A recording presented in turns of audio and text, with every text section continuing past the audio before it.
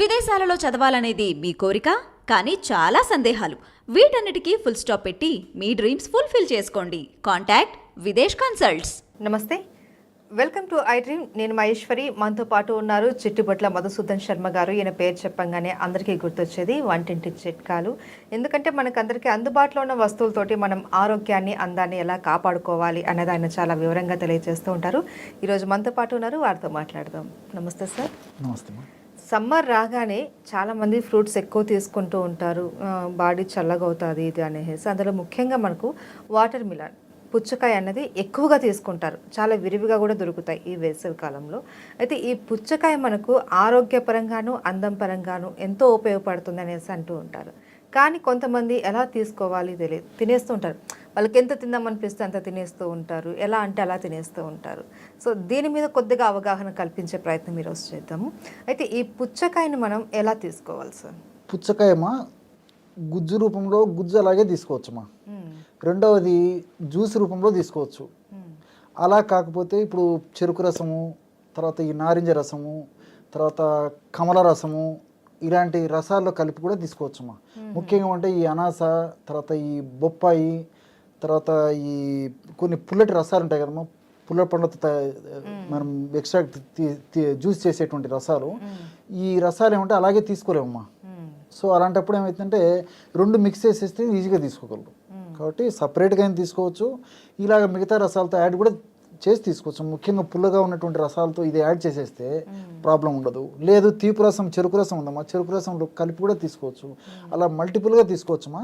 రెండోది ఏంటంటే ఈ పుచ్చకాయలు అదృష్టవశాత్తు ఇప్పుడు ఈ గత కొన్ని సంవత్సరాల నుంచి కూడా సంవత్సరం అంతా లభ్యమవుతున్నాయమ్మా. అవును, వేసవి కాలంలో ఎక్కువ దొరుకుతాయి, బట్ సంవత్సరం అంతా కూడా లభ్యమవుతున్నాయి. చాలామందికి వీటి మీద అవగాహన లేదు.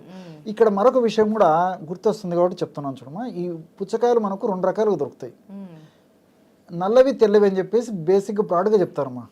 అంటే నల్ల పుచ్చకాయలు చిన్నగా ఉంటాయి, థిక్ బ్లాక్, లేకపోతే థిక్ గ్రీన్ అని కూడా చెప్పుకోవచ్చమ్మా ఆ కలరు. సో అవి మాత్రము సంవత్సరంలో 1 నెల మినహాయించి మిగతా రోజులంతా మనకు దొరుకుతాయి. ఇంకొకటి ఏంటంటే వాటిలో గుజ్జు ఎక్కువ ఉంటుంది, రుచి ఎక్కువ ఉంటుంది, నిల్వ ఎక్కువ రోజులు ఉంటాయి. అవన్నీ వాటి ప్లస్ పాయింట్. సరే, కేవలం సీజన్లో దొరికేటువంటి ఈ పుచ్చకాయలు సర్వసాధారణంగా మనకు ఎక్కడ పడితే అక్కడ కనిపించేటువంటి పుచ్చకాయలమ్మా. ఇవి సైజు లావుగా ఉంటాయి, గుజ్జు వాటితో పోల్చుకుంటే తక్కువ ఉంటుంది, రుచి కూడా ఆ చిన్న కాయలతో నల్లటి కాయలతో పోల్చుకుంటే తక్కువ ఉంటుందమ్మా. తెల్ల పుచ్చకాయలు ఉంటారు సర్వసాధారణంగా, తెల్లగా ఉండేసి గీతలు గీతలు ఉంటాయి, గ్రీన్ ఉండి డార్క్ గ్రీన్ చారలు ఉంటాయి, చెప్పడం తెల్ల పుచ్చకాయలు అని చెప్తుంటారు. సో ఇంచుమించు మనకు సంవత్సరం అంతా అదో ఇదో దొరుకుతాయమ్మా. ఔషధ గుణాల పరంగా చూసుకుంటే ఇంచుమించు రెండో ఒకటేమ్మా. మనం ఏది అవైలబుల్ ఉంటే అది వాడుకోవచ్చు. కాబట్టి మనకు దొరికేదాన్ని బట్టి వాడుకుంటే సరిపోతుందమ్మా.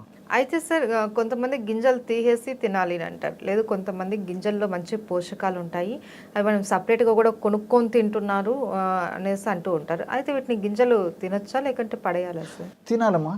తినాలి. చాలా మంది తెలియక ఏం చేస్తారంటే ఆ గుజ్జును తినేటప్పుడు ఆ గుజ్జులో కొన్ని మనకు నోట్లోకి ఆ విత్తనాలు వచ్చినప్పుడు ఉమ్మేసేసేటువంటి పరిస్థితి ఉంటుంది.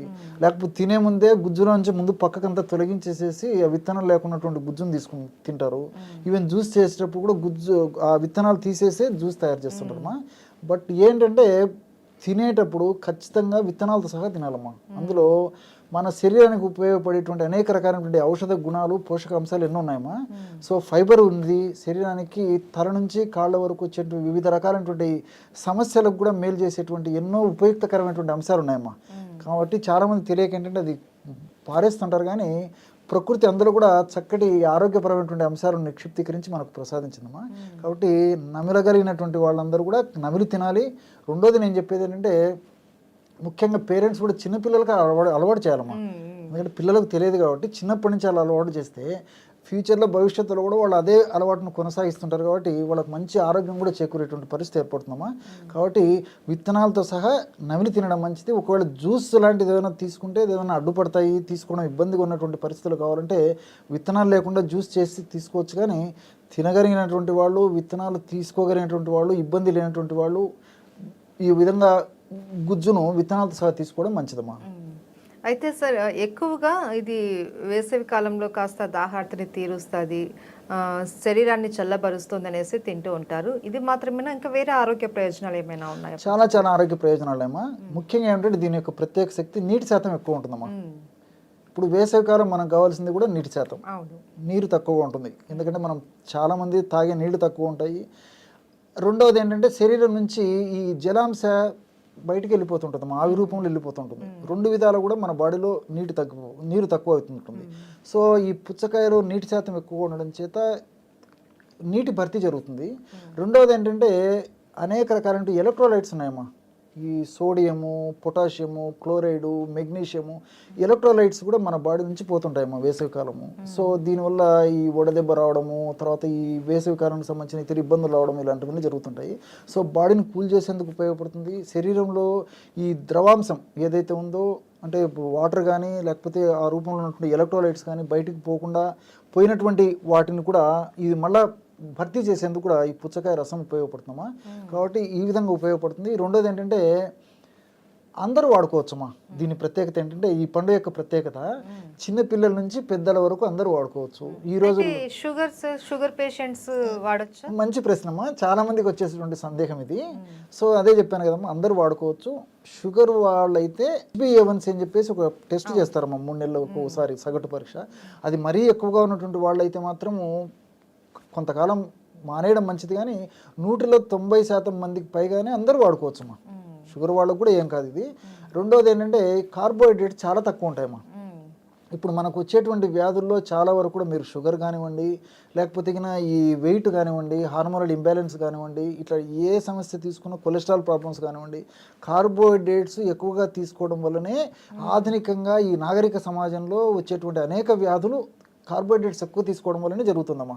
సో దాంట్లో కార్బోహైడ్రేట్స్ తక్కువ ఉంటాయి కాబట్టి ఎక్కువ పుచ్చకాయ తీసుకున్నా మనకు ప్రాబ్లం ఉండదు.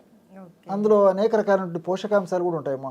అందులో కాల్షియం ఉంది, ఐరన్ ఉంది, తర్వాత లైకోపిన్ అని చెప్పేసి ఇది ఉంది, తర్వాత సిట్రులిన్ అనేటువంటి అమినో యాసిడ్ ఉంది, మెగ్నీషియం ఉంది, ఫాస్ఫరస్ ఉంది, ఇలా అనేక రకాలైనటువంటి కెమికల్స్ కూడా ఉన్నాయమ్మా. ఇవన్నీ కూడా మన దేహానికి ప్రత్యక్షంగాను పరోక్షంగాను మేరే చేస్తాయి తప్ప ఏ కెమికల్ ఎలాంటి ఇబ్బంది పెట్టేటువంటి పరిస్థితి ఉండదమ్మా.